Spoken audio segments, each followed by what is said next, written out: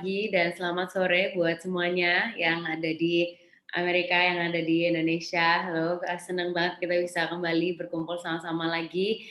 Thank you Om Yongki dan juga Tante untuk kesempatan dan kehormatan yang diberikan buat saya. Bapak Ibu Saudara sekalian, minggu lalu kita membahas sesuatu tentang berdoa dan kita melihat dari apa yang Yesus ajarkan.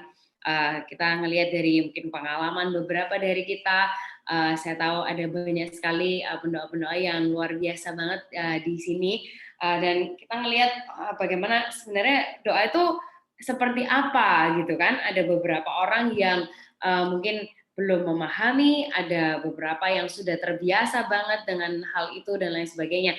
Nah, kita ngelihat, kita belajar sendiri dari Yesus dan apa yang Dia ajarkan.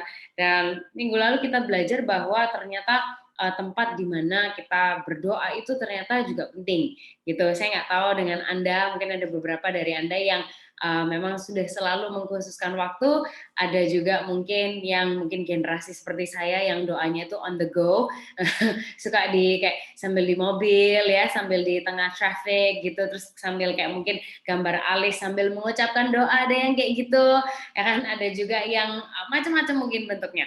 Nah, ternyata minggu lalu kita belajar bahwa ternyata doa itu bukan sekedar sesuatu yang transaksional yang kita minta kemudian Tuhan kasih, tapi doa itu adalah sesuatu yang relational ternyata seperti itu.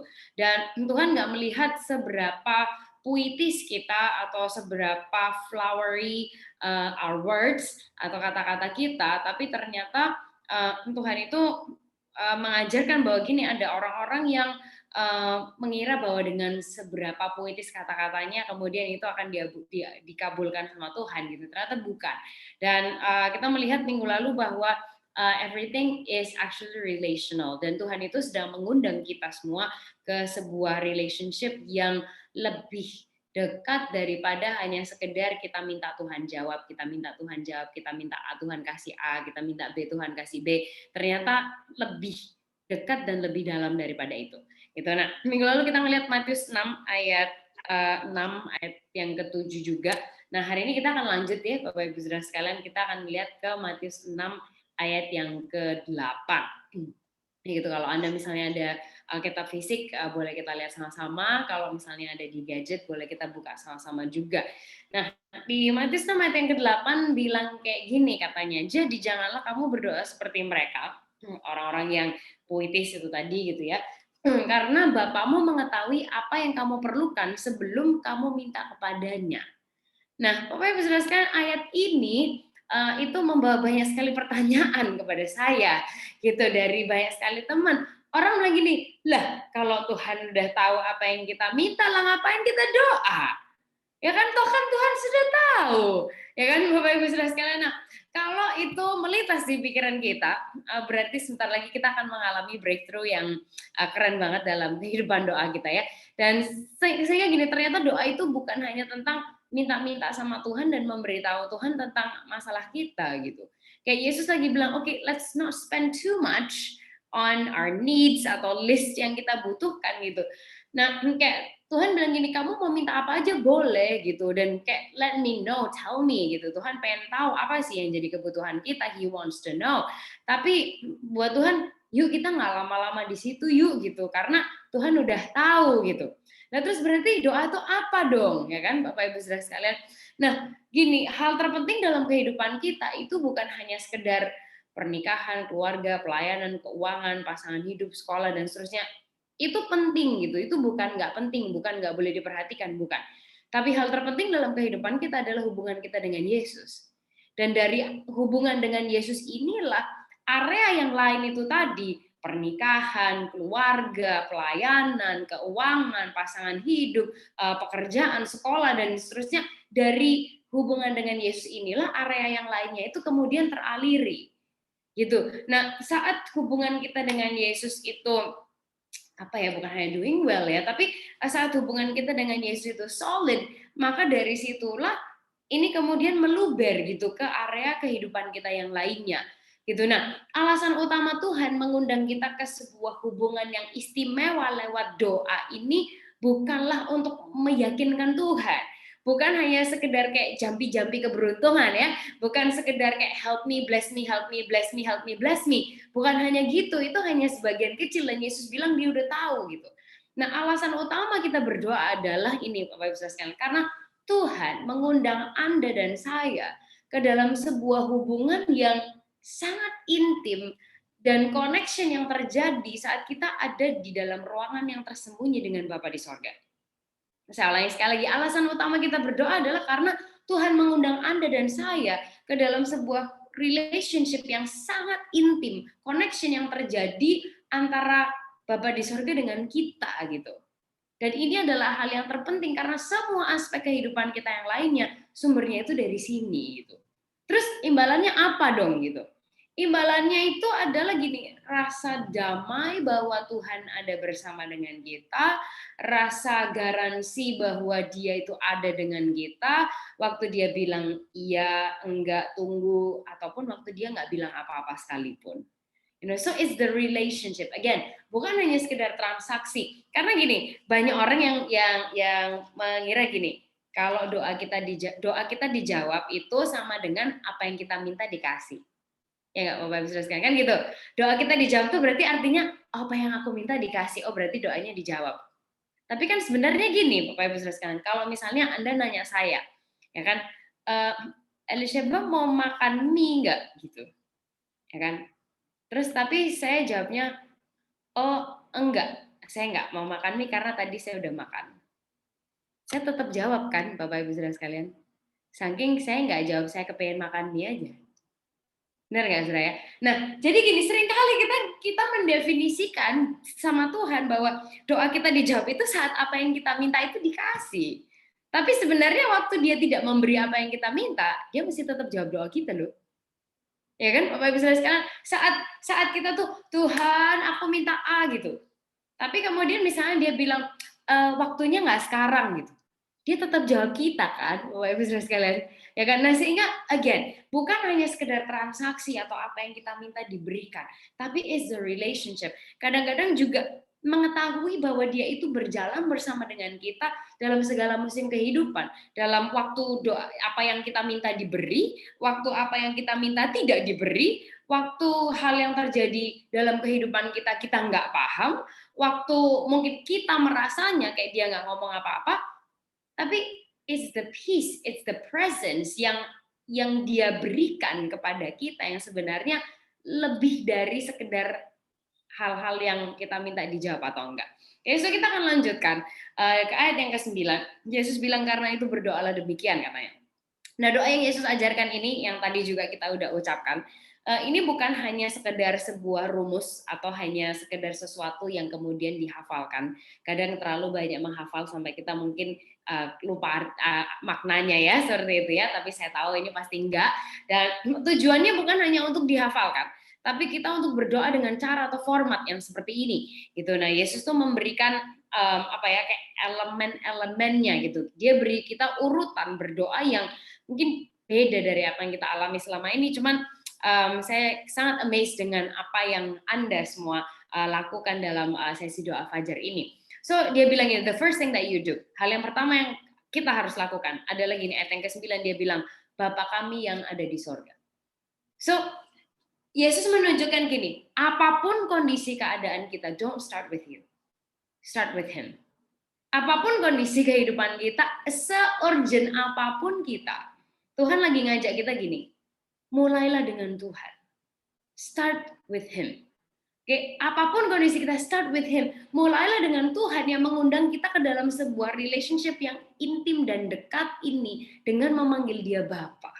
Sehingga supaya apa sih? Supaya kita tahu kepada siapa sih kita ini sedang berbicara. Karena saat kita mulai mengerti siapa Tuhan, kita mengerti siapa Dia dan gimana posisi diri kita. Nah, jadi dikatakan Bapa kami yang di sorga, dikuduskanlah namamu. Oke, artinya gini, layak dipujilah namamu, besarlah namamu. Kami berserah kepada namamu, ya kan, kami menyatakan kebesaranmu. Dan ada banyak sekali nama-nama Tuhan dalam beberapa kesempatan saya sempat mempelajari. Kita nggak akan bahas banyak-banyak di sini ya, Bapak Ibu sekalian. Tapi ada dia dinamakan Yehova Rafa. Allah yang menyembuhkan. Dia namanya Yehovah Jireh, Allah yang menyediakan buat kita. Kemudian ada Yehovah Sidkenu, Yehovah Amkadash, yang Tuhan adalah gembalaku, Tuhan adalah pemelihara, dan seterusnya dan seterusnya. Kenapa sih Bapak Ibu Saudara sekalian? Dan ada beberapa kawan yang juga nanya sama kita, kenapa sih Tuhan itu menciptakan kita tuh untuk supaya kita tuh nyembah-nyembah Dia gitu. Segitu perlunya ya Dia disembah kayak gitu, Saudara. Kayak menurut saya gini, pertanyaan itu aja sebenarnya udah agak salah ya. Karena gini, Tuhan itu nggak segitu insecure untuk butuh disembah-sembah sama kita. Ya kan Bapak Ibu Saudara sekalian? Soalnya gini, kayak penyembahan kita terhadap Dia itu juga nggak segitu sempurnanya gitu. Kalau tadi misalnya Pastor Yongki bilang saya ini bagian dari Sound of Praise dan lain sebagainya. Waktu saya menyembah Tuhan, banyak falesnya Bapak Ibu Saudara sekalian. Enggak sih, sehingga dia itu nggak segitu insecure-nya sampai butuh-butuh gitu disembah sama kita. Nah, lantas pertanyaan kenapa dong?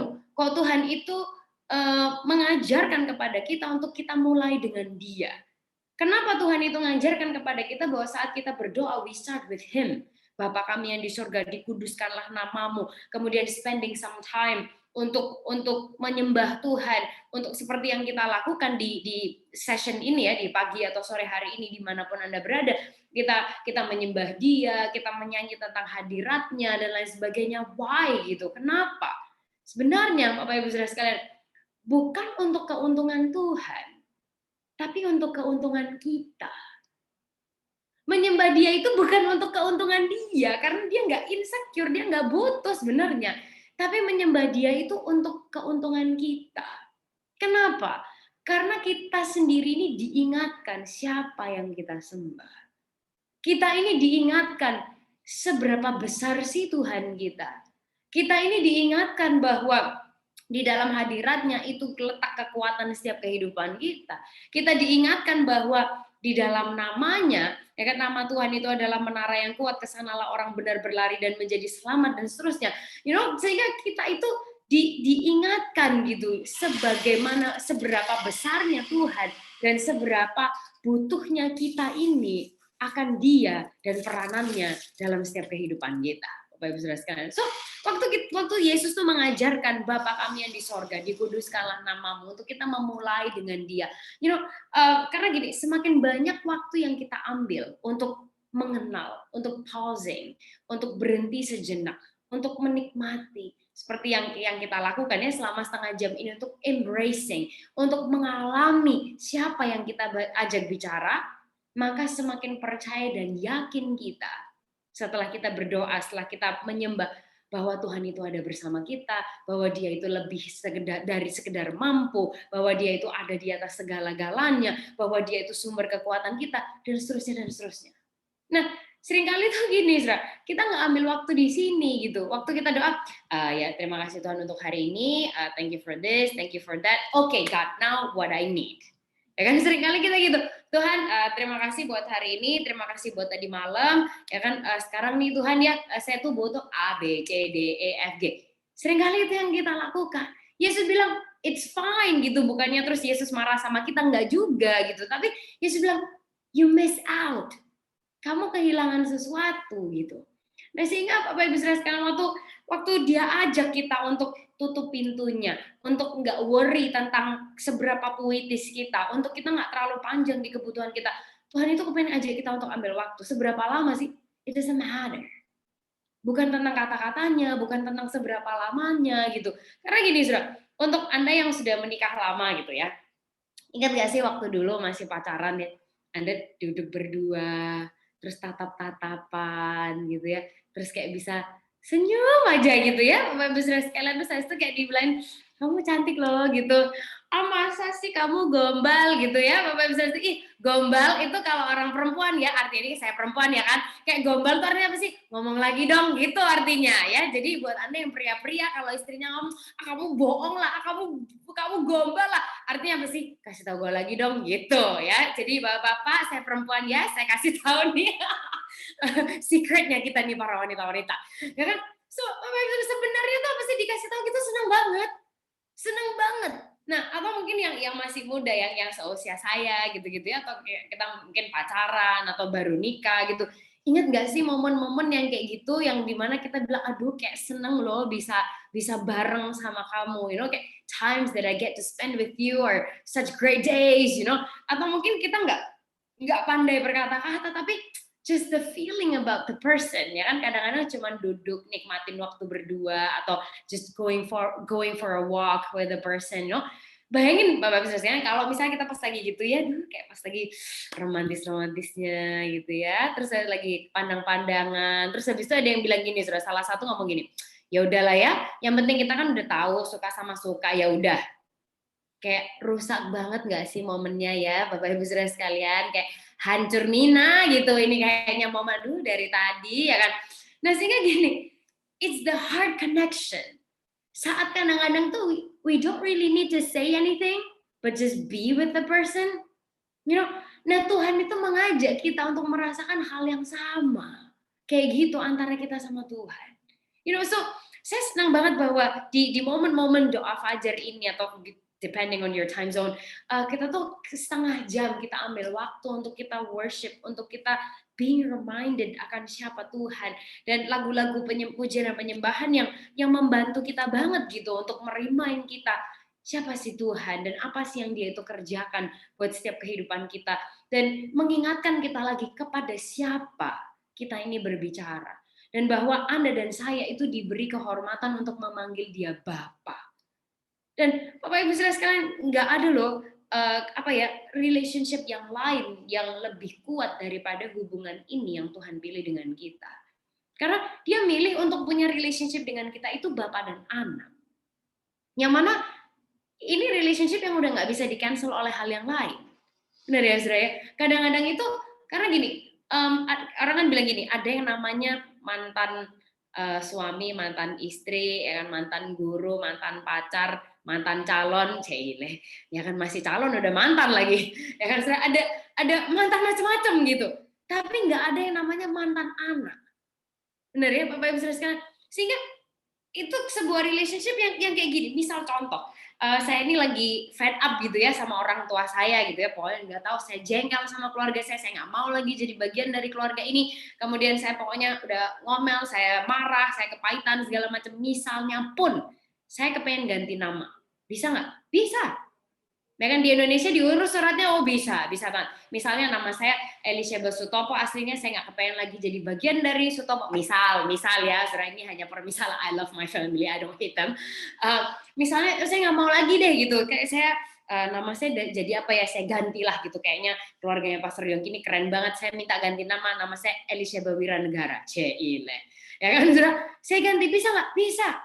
Ya kan, terus tapi gini, selama-lamanya di akte kelahiran saya itu adalah nama saya itu Elisheba whatever it is, anaknya Bapak A dan Ibu B. Even if misalnya akte kelahiran itu saya robek dan saya bakar, ya kan, tidak bisa saya pungkiri yang mengalir di tubuh saya, di darah saya itu adalah DNA-nya Bapak dan Ibu saya. Ini sebuah relationship yang nggak bisa di-cancel oleh apapun gitu. Nah, sehingga itu yang Tuhan yang initiate itu relationship yang seperti itu untuk Dia miliki dengan Anda dan saya.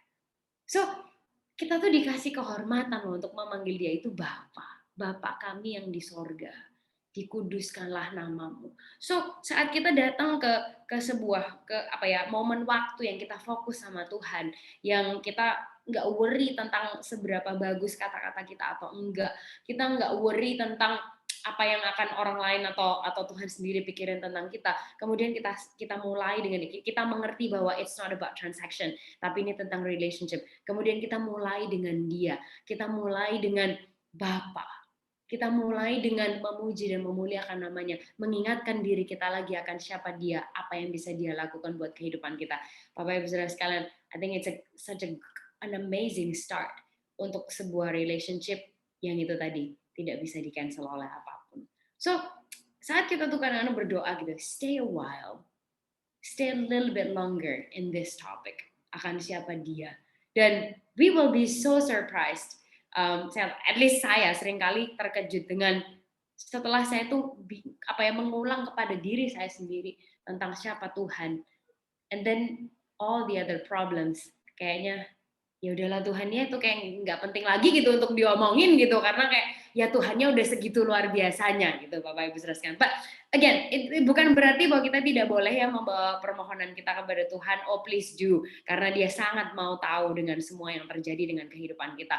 Cuman again, Dia itu mengundang kita kepada sebuah relationship yang segitu intim dan segitu dekatnya dengan Anda dan saya. Gitu. So, untuk bagian yang berikutnya kita akan continue di minggu depan, dan minggu depan ini adalah bagian yang mungkin kadang-kadang kayak agak susah dan pengen kalau bisa kita skip aja gitu ya Bapak Ibu Saudara sekalian, tapi Yesus mengajarkan itu kepada kita, so kita akan bahas dan lanjutkan itu minggu depan. Cuman again, alamilah sebuah relationship dengan Tuhan yang lebih dekat, lebih intim, lebih dari sekedar list permohonan kita, tapi Dia mengundang kita kepada sebuah relationship yang tidak bisa di-cancel oleh apapun. Thank you so much. God bless.